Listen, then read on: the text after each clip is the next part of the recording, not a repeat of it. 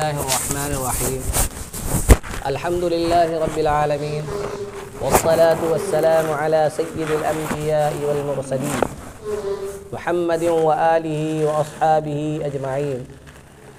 أما بعد فأعوذ بالله من الشيطان الرجيم. بسم الله الرحمن الرحيم.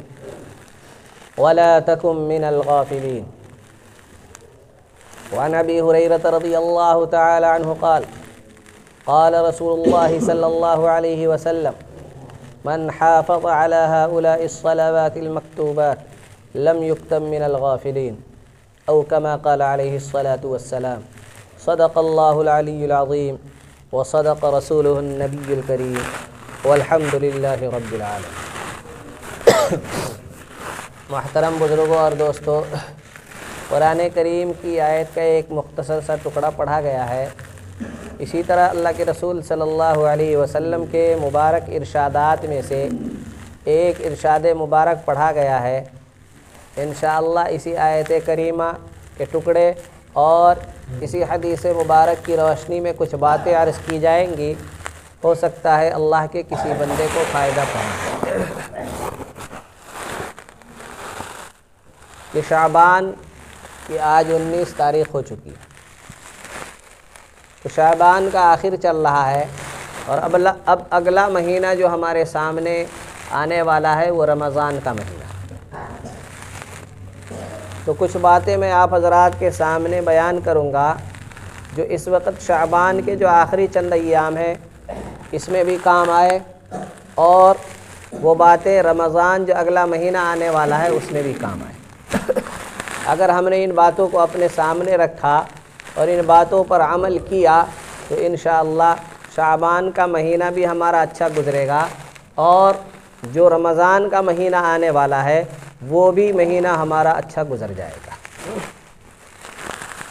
اللہ تبارک و تعالی نے قرآن کریم کی اس آیت کریمہ میں فرمایا کہ وَلَا تَكُن مِّنَ الْغَافِلِينَ،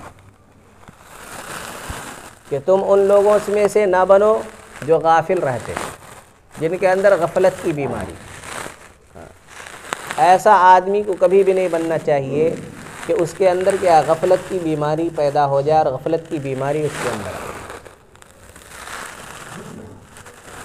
اللہ کے نبی صلی اللہ علیہ وسلم نے شعبان کے متعلق بھی فرمایا کہ ذَلِكَ شَهْرٌ يَغْفُلُ النَّاسُ عَنْهُ، کہ شعبان کا مہینہ ایسا ہے کہ لوگ اس میں غافل رہتے ہیں. تو دیکھیے شعبان کے مہینے میں انسان کے اوپر غفلت کی بیماری آتی ہے. اگر انسان نے اپنی اس بیماری کا علاج نہیں کیا تو پھر کیا ہوگا؟ پھر غفلت کی یہ بیماری رمضان میں بھی رہے گی، اور رمضان جیسا مہینہ بھی ہمارا بیکار گزر جائے گا. اسی لیے جیسے کھانسی اگر کسی کو ہو جائے تو کھانسی کا علاج کرنا چاہیے. اگر کھانسی کا علاج نہیں کرے گا تو پھر ٹی بی کی بیماری ہو جائے گی.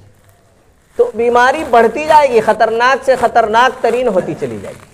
ایسے ہی شعبان کے مہینے کے بارے میں اللہ کے نبی صلی اللہ علیہ وسلم نے فرمایا کہ یہ تو ایسا مہینہ میں ہے، یہ ایسا مہینہ ہے جس میں لوگوں کے اندر غفلت کی بیماری رہتی ہے اور پیدا ہو جاتی ہے. تو اگر اس بیماری اسی مہینے میں ہم نے اس کا علاج کر لیا، شعبان کے جو آخری چند ایام ہے ان چند ایام میں ہم نے اس کا علاج کر لیا تو رمضان کی رحمتیں، برکتیں، مغفرتیں، جہنم سے آزادی، یہ سب ہمارے لیے آسان ہو جائے. لیکن اگر ہم نے اس غفلت کی بیماری کا علاج نہیں کیا تو پھر یہ بیماری اور آگے بڑھے گی، اور شعبان سے بھی رمضان میں ہماری حالت بد سے بدتر ہو جائے گی.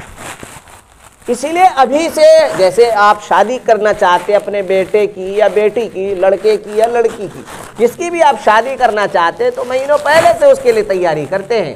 یہ نہیں کہ کل شادی ہونے والی اور آج آپ نے تیاری شروع کی، پھر تو آپ کچھ تیاری نہیں کر سکتے، اور لوگوں کے سامنے، دنیا والوں کے سامنے آپ کو ذلت و رسوائی کا سامنا کرنا پڑے گا. ایسے ہی رمضان کا مہینہ جو آنے والا ہے تو اس کے لیے ہمیں پہلے سے تیاری کرنی پڑے گی، بہت پہلے سے. اگر ہم نے پہلے سے تیاری نہیں کی تو جیسے شادی کی تیاری اگر ہم پہلے سے نہ کریں تو دنیا والوں کے سامنے ذلیل و رسوا ہونا پڑتا ہے. ایسے ہی اگر ہم رمضان کی تیاری پہلے سے نہیں کریں گے تو پھر اللہ تبارک و تعالیٰ کے سامنے ذلیل و رسوا ہونا پڑتا ہے. اور آج تو گنے چنے آدمی ہیں کہ شادی کی تیاری نہیں کی تو گنے چنے آدمی کے سامنے زیادہ زیادہ ناک کٹے گی، لیکن کل تو محشر کے میدان میں، حشر کے میدان میں ساری دنیا کے لوگ حضرت آدم علیہ السلام کے زمانے سے لے کر قیامت تک جتنے بھی لوگ آئے وہ سب وہاں جمع ہوں گے، اور ان سب کے سامنے ہماری ذلت و رسوائی ہوگی اور ہماری ناک کٹے گی، تو کتنا برا منظر ہوگا۔ اسی لیے ضرورت اس بات کی ہے کہ رمضان کے آنے سے پہلے شعبان کے جو 10-11 دن رہ گئے ہیں اسی میں ہم اپنے آپ کو تیار کریں اور غفلت کی بیماری کو اپنے اندر سے دور کریں، غفلت کی بیماری کا علاج کریں۔ غفلت ہے کیا چیز؟ غفلت سنتے ہیں ہم لوگ، لیکن غفلت ہے کیا چیز؟ غفلت کا مطلب یہ ہوتا ہے کہ انسان کا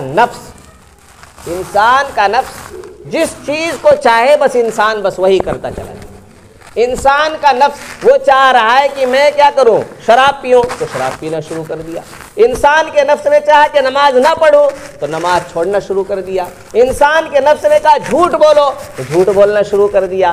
انسان کے نفس نے کہا چوری کرو تو چوری کرنا شروع کر دیا۔ غرض یہ کہ اس کے نفس کو جو بات پسند ہے بس وہی انسان کرتا چلا جائے، اسی کو غفلت کہتے ہیں۔ بعض علماء کرام نے فرمایا غفلت کا مطلب ہے کہ انسان اپنے وقت کو بیکار گزارتا رہے۔ انسان اپنے وقت کو اگر بیکار گزار رہا ہے، کوئی فائدے والا کام نہیں کر رہا ہے جس کا اس کو کچھ فائدہ ہو چاہے دنیا میں یا آخرت میں، اگر ایسا نہیں کر رہا ہے تو اس کا مطلب اس کے اندر غفلت کی بیماری۔ غفلت یہی ہے کہ انسان اپنے وقت کو بیکار گزارے۔ بعض علماء کرام نے فرمایا کہ انسان کے دل سے کسی اہم چیز کا کیا ہو جانا، نکل جانا، اس کے دل میں وہ بات رہے ہی نہیں اور یاد بھی نہ آنا اس کو، اور یاد کرنا بھی نہیں چاہتا ہے وہ اس کو غفلت کہتے ہیں۔ تو جب انسان غافل ہوتا ہے تو وہ چیزوں کو چھوڑ دیا کرتا ہے، بہت ساری چیزوں کو۔ جب غافل ہوتا ہے، جب بیکاری میں وقت گزارے گا تو جو کارآمد چیزیں ہیں، جو نفع پہنچانے والی چیزیں ہیں، نفع والی چیزیں، فائدہ مند چیزیں، ان تمام چیزوں کو وہ چھوڑ دے گا، کیونکہ وقت کو وہ بیکاری میں گزار رہا ہے۔ تو جو کارآمد چیزیں انہیں چھوڑ دے گا وہ۔ اور نفس جو ہے جس چیز کو چاہ رہا ہے تو انسان نفس کے پیچھے دوڑ رہا ہے، اللہ کیا چاہ رہا ہے، اللہ کا رسول کیا چاہ رہا ہے وہ کرنے کو تیار نہیں، تو انسان نے ان چیزوں کو چھوڑ دیا جو اللہ چاہ رہا ہے، اللہ کا رسول چاہ رہا ہے، اور انسان نفس جو چاہ رہا ہے اس کے پیچھے چلا جا رہا ہے۔ تو اس طریقے سے غفلت کی بیماری انسان کے اندر پیدا ہو جاتی ہے، تو پھر وہ نفس کا تابعدار بن جاتا ہے، نفس کی اطاعت اور پیروی کرنا شروع کر دیتا ہے، وقت کو بیکار کاموں میں ضائع کرنے لگتا ہے۔ اور یہ غفلت کی بیماری جب کسی انسان کے اندر آتی ہے تو پہچان کیسے ہوگی؟ اب میں اپنے بارے میں جاننا چاہوں کہ میرے اندر غفلت ہے یا نہیں، تو مجھے پتہ کیسے چلے گا؟ علماء کرام نے بہت ساری علامتیں بیان فرمائی ہے، چند علامتیں میں آپ حضرات کے سامنے بیان کرتا ہوں۔ سب سے پہلی علامت ہے کہ عبادتوں میں انسان سستی کرنے لگتا ہے۔ عبادت جیسے کہ نماز ہے، تو نماز میں وہ کیا کرتا ہے؟ سستی کرتا ہے کہ نماز 1 بجے ہے تو وہ 1 بجے نہیں پڑھتا ہے، ظہر کی نماز 1 بجے ہے تو وہ 1 بجے نہ پڑھ کے 4 بجے پڑھتا ہے، دیکھتا ہے کہ 4:10 پہ ظہر کا وقت ختم ہوگا تو 4 بجے دوڑا آتا ہے کہ اب تو 10 منٹ رہ گیا، اب کیا کروں، جلدی آیا، جلدی الٹا سیدھا جیسے تیسے وضو کیا اور دوڑ کر کے مسجد میں پہنچا، جلدی نیت باندھی، رکوع سجدہ کیا کیا، کیسے پڑھا، کچھ پتہ ہی نہیں چلا، ایسی نماز پڑھ کے غائب ہو گیا اور فوراً غائب ہو گیا۔ ایسے ہی عصر کی نماز کا وقت ہوا تو آیا نہیں نماز پڑھنے کے لیے، اور پھر دیکھا کہ اب سورج ڈوبنے والا ہے، تب دوڑا آتا ہے اور کہتا ہے کہ اگر اب نہیں کیا تو نماز تو قضا ہو جائے گی، تو دوڑا آتا ہے، دیکھتا ہے 2-4 منٹ میں، اس نے 2-4 منٹ میں جلدی رکعت، کیا اس نے پڑھا، کب رکوع کیا، کب سجدہ کیا، خود اس کو پتہ نہیں چلتا۔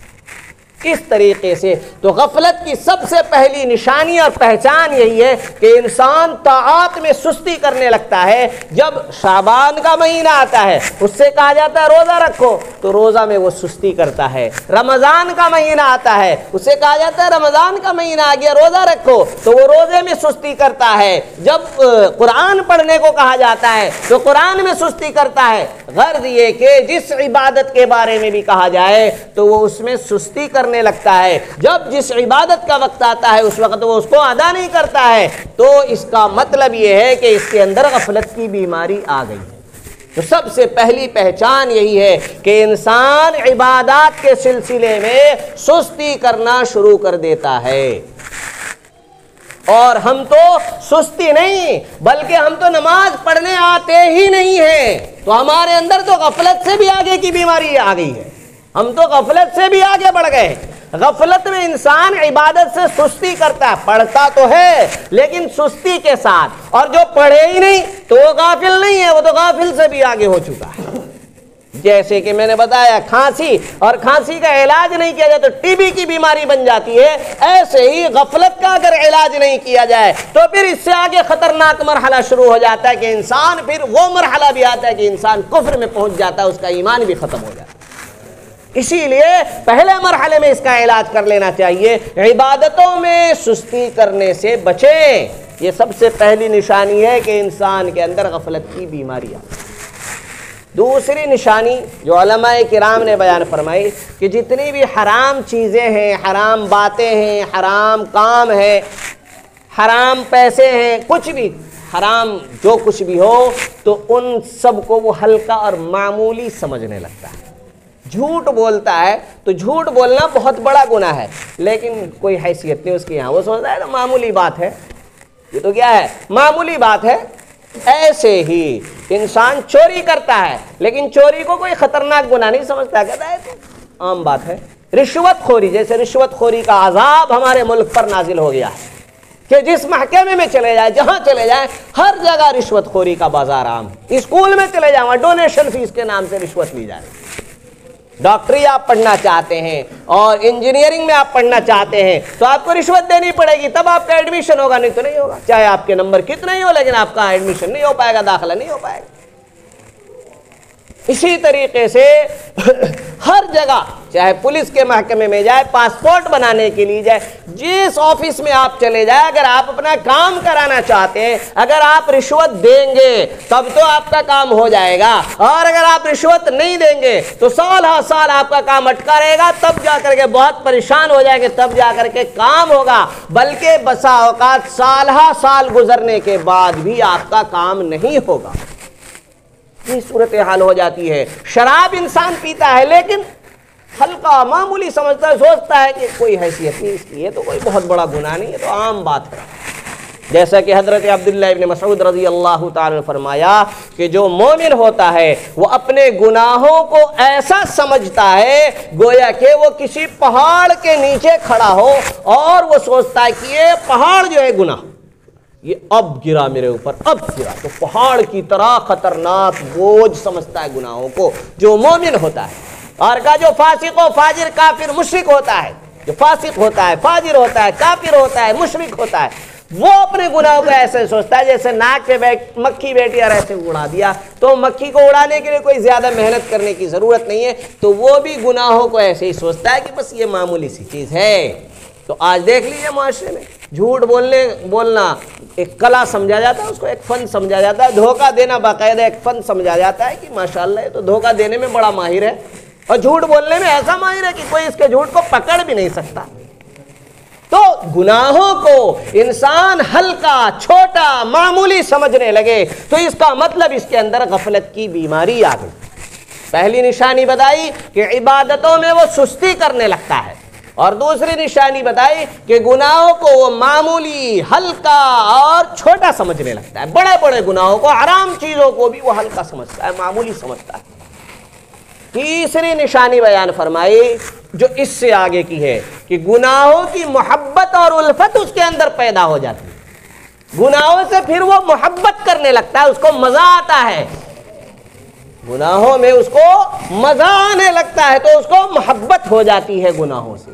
چنانچہ شراب پیے تب تو اس کو مزہ آتا ہے, اور جیسے کہ کوئی آدمی اپنی بیوی سے محبت کرتا ہے, اپنی ماں سے محبت کرتا ہے, بہت دنوں کے بعد اپنی بیوی سے ملاقات کرے, بہت دنوں کے بعد اپنے بچوں سے ملے تو کیسا پریشان ہے, کتنی خوشی ہوتی ہے اس کو. اور بہت دنوں تک اگر بیوی بچوں سے ملاقات نہ ہو, دور آدمی رہ رہا ہو, تو کیسی پریشانی اور کرب اور بے چینی میں اور تکلیف میں زندگی گزارتا ہے انسان. جو لوگ سعودی عرب چلے جاتے ہیں, باہر ملکوں میں چلے جاتے ہیں, کیسے پریشان رہتے ہیں اپنے بیوی بچوں کو یاد کر کے, ذرا سوچیں کیا حال رہتا ہے ان کا.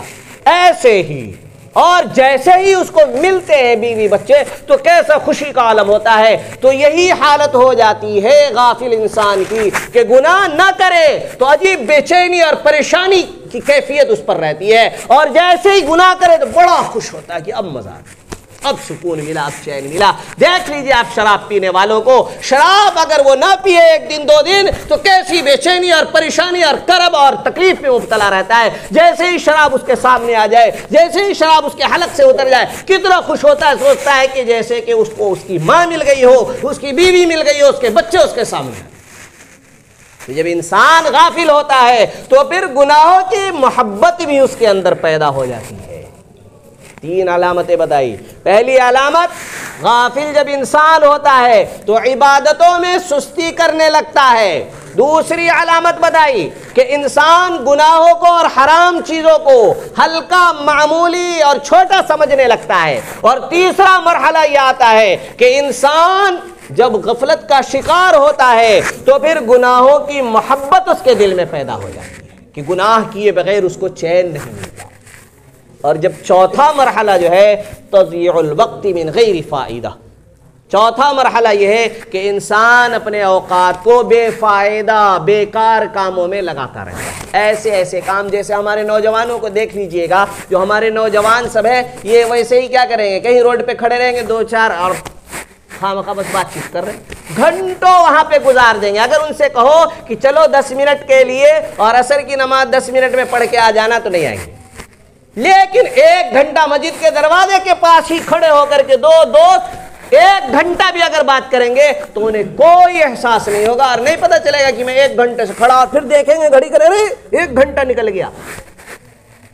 لیکن اگر انہیں بلا لیا جائے کہ چلو بھائی مسجد میں 10 منٹ قرآن پڑھ لو، تو ایسے محسوس ہوگا جیسے اس کے اوپر کیا پہاڑ رکھ دیا گیا، ایسے جیسے اس کے اوپر کیا پہاڑ رکھ دیا گیا ہو۔ اور اگر نماز پڑھنے کو کہہ دیا جائے پھر تو اسے ایسا محسوس ہوتا ہے جیسے کئی پہاڑ اس کے اوپر رکھ دیے گئے، جیسے ہمالیہ کے ایوریسٹ چوٹی جو سب سے اونچی، اس پر چڑھنے کو کہہ دیا گیا ہو۔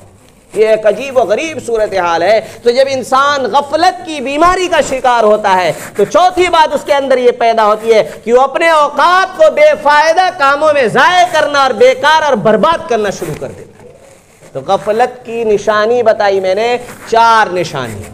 سب سے پہلی نشانی یہ ظاہر ہوتی ہے کہ انسان طاعات و عبادات میں سستی دکھانے لگتا ہے۔ دوسری نشانی بتائی کہ حرام کاموں کو وہ ہلکا، معمولی اور چھوٹا سمجھنے لگتا ہے۔ تیسرا مرحلہ یہ آتا ہے، تیسری علامت اور پہچان غفلت کی یہ ہے کہ انسان گناہوں سے محبت کرنا شروع کر دیتا ہے۔ اور چوتھا مرحلہ جو ہے کہ انسان اپنے قیمتی اوقات کو بے فائدہ اور لا یعنی بیکار کے کاموں میں گزارنا اور برباد کرنا شروع کر دیتا ہے۔ اسی لیے اللہ تبارک و تعالی نے قرآن کریم میں فرمایا کہ وَلَا تَكُن مِّنَ الْغَافِلِينَ، کہ تم ان لوگوں میں سے کبھی نہ ہونا، ہرگز نہ ہونا جو غفلت کی زندگی گزار رہے ہیں، جو غفلت کی بیماری میں مبتلا ہو گئے ہیں، ان لوگوں میں سے نہ ہونا کبھی بھی۔ اب غفلت کا علاج کیا ہے؟ غفلت کا علاج کیا ہے؟ ویسے تو بہت سارے علاج ہے، لیکن 2 چھوٹی حدیث میں آپ کے سامنے بتا رہا ہوں، اور 2 سے 3 منٹ میں بات پوری ہو جائے گی انشاءاللہ۔ یہ آپ میں سے ہر شخص ارادہ کر لے کہ غفلت کی بیماری جو ہمارے اندر آ گئی ہے، اس غفلت کی بیماری کو ہم دور کریں گے اپنے آپ سے، اور جو یہ 2 ٹیبلٹ، 2 کیپسول اور 2 انجیکشن جو آپ کے لیے تجویز کیے ہیں اللہ کے نبی صلی اللہ علیہ وسلم نے، ہم میں سے ہر شخص کیا کرے گا؟ اس دوائی کو استعمال کرے گا۔ کریں گے بھائی؟ انشاءاللہ ضرور کریں گے، تاکہ اگلا مہینہ جو رمضان کا آنے والا ہے اور جو شعبان کے 10-11 دن رہ گئے ہیں باقی، وہ ہمارے اچھے گزرے اور ہماری آخرت بھی بن جائے۔ سب سے پہلی اللہ کے نبی صلی اللہ علیہ وسلم نے ارشاد فرمایا کہ من حافظ علی هؤلاء الصلوات المکتوبات لم یکتب من الغافلین۔ کیا فرمایا اللہ کے نبی صلی اللہ علیہ وسلم نے؟ یہ جو فرض نمازیں ہیں، فجر کی، ظہر کی، عصر کی، مغرب کی، عشاء کی، یہ 5 نمازیں فرض ہے، کہا جو پابندی سے ان نمازوں کو ادا کرے گا، جو ان 5 نمازوں کو پابندی سے ادا کرے گا، اللہ کے نبی صلی اللہ علیہ وسلم نے فرمایا لم یکتب من الغافلین، کہ اس کا شمار غفلت والوں میں نہیں ہوگا۔ دیکھ لیجئے کتنا آسان علاج ہے کہ ہم 5 نمازیں آج سے ہی بلکہ اس جمعے سے ہی شروع کر دیں کہ اب ہم آج سے جمعے کی نماز سے اب کوئی نماز ہماری چھوٹے گی نہیں، تاکہ غفلت کی بیماری ہماری ختم ہو جائے۔ کیونکہ اللہ کے نبی صلی اللہ علیہ وسلم نے فرمایا، اور اللہ کے نبی صلی اللہ علیہ وسلم سے زیادہ سچی بات دنیا میں کسی کی نہیں ہو سکتی، آپ نے فرمایا کہ جو ان 5 نمازوں کو، فرض نمازوں کو پابندی کے ساتھ ادا کرے گا اس کو غفلت والوں میں نہیں لکھا جائے گا اور شمار نہیں کیا جائے گا۔ ایک نشان، ایک علاج یہ۔ دوسرا علاج اللہ کے نبی صلی اللہ علیہ وسلم نے یہ بتایا کہ من قام ب10 آیات لم یکتب من الغافلین۔ کیا فرمایا کہ جو 10 آیتوں کے ساتھ رات میں قیام کرے گا، یعنی 10 آیتیں نماز میں کھڑے ہو کر پڑھے گا، 10 آیتیں نماز میں کھڑے ہو کر پڑھے گا، اس کو بھی غافلین میں نہیں لکھا جائے گا، اس کا شمار بھی غافلین میں نہیں ہوگا۔ اور 10 آیتیں کوئی مشکل نہیں ہے، کیونکہ قل یا ایھا الکافرون جو سورت ہے عام طور پر جو نماز پڑھتے ہیں انہیں یاد رہتی ہے، اس میں 6 آیتیں ہیں، اور قل هو اللہ احد اس میں 4 آیتیں ہیں، 6 اور 4 ملا کر کتنی ہو گئی؟ 10 آیتیں ہو گئی۔ اور ایک رکعت میں قل هو اللہ پڑھ لے، ایک رکعت میں قل یا ایھا الکافرون پڑھ لے، یہ 2 سورتیں پڑھ لے، کتنا آسان ہے۔ 2 سے 3 منٹ آپ کے لگیں گے، جب سونے سے پہلے پیشاب کرنے کے لیے جائیں، استنجا سے فارغ ہونے کے لیے جائیں تو وہیں سے وضو کر لیں، اور بستر پہ ہی آپ کیا کر لیں؟ 2 رکعت نماز پڑھ لیں، 2 رکعت نماز پڑھ لیں کہ اللہ میں ان 2 رکعت کو اس لیے پڑھ رہا ہوں، اور ان دونوں میں قل یا ایھا الکافرون اور قل هو اللہ احد پڑھ لیں کہ اللہ میں اس لیے پڑھ رہا ہوں تاکہ میرے اندر جو غفلت کی بیماری آ گئی وہ ختم ہو جائے۔ کیا ہو جائے؟ ختم ہو جائے۔ تو ان 2 دوائیوں کو استعمال کریں، غفلت کی بیماری ہمارے اندر سے ختم ہو جائے گی۔ سب سے پہلی دوائی یہ ہے کہ ہم کیا کریں؟ 5 نمازیں پابندی کے ساتھ پڑھیں، اور دوسرا ہے کہ سونے سے پہلے 2 رکعت، جس میں سے پہلی میں قل یا ایھا الکافرون اور دوسری رکعت میں قل هو اللہ احد، یا اس کے علاوہ کوئی اور سورت بھی پڑھ سکتے ہیں۔ مقصد یہ ہے کہ 10 آیتیں ہو جانی چاہیے، 10 آیتیں ہو جانی چاہیے۔ یہ 2 دوائیاں ہم استعمال کریں گے تو اللہ تبارک و تعالیٰ کی ذات سے امید ہے کہ ہمارے اندر سے غفلت کی بیماری دور ہو جائے گی، اور شعبان کے جو 10 دن رہ گئے ہیں اس میں بھی ہم غافل نہیں رہیں گے، اور رمضان میں بھی اس معمول کو مسلسل کرتے رہیں تو رمضان میں بھی ہم غفلت سے دور رہیں گے اور بچے رہیں گے۔ کریں گے بھائی انشاءاللہ۔ اللہ تبارک و تعالی ہم سب کو عمل کی توفیق عطا فرمائے، اور اس علاج کی شروعات ابھی نماز جمعہ سے ہوگی، اس لیے کوئی ساتھی بھی چاہے پہلی صف میں ہو چاہے آخری صف میں ہو، سنت پڑھے بغیر بالکل بھی نہ جائے۔ نماز کے بعد 2 رکعت پہ سلام پھیر کے فوراً نہ بھاگ جائیں، بلکہ دکھے لگے، مجھے کم سے کم لگنا تو چاہیے کہ واقعتاً آپ نے سنا ہے تو آپ کو فائدہ ہوا ہے۔ مجھے لگنا چاہیے نا کہ آپ نے میری بات سنی ہے تو آپ کو فائدہ ہوا ہے۔ کیسے پتا چلے گا؟ آپ نے 2 رکعت پڑھی اور بھاگ گئے تو مجھے تو لگے گا کہ میری بات تو آپ کے سر کے اوپر سے گزر گئی، آپ نے ایک کان میں ڈال کے دوسرے کان سے نکال کے باہر پھینک دی، گویا کہ بات میری جمع کر لی آپ نے اور باہر جا کر کے نالے میں ڈال کے پھینک دیں گے، بس ختم کرو، مولوی بول رہا ہے ہمیں کیا کرنا۔ نہیں، بلکہ اس جمعے کی نماز سے ہی شروعات کریں کہ کوئی بھی ساتھی کیا نہ کرے، سنت اور نفل پڑھے بغیر ہرگز مسجد سے نہ نکلے۔ اللہ تعالی ہم سب کو عمل کی توفیق عطا فرمائے۔ وآخر دعوانا الحمدللہ رب العالمین۔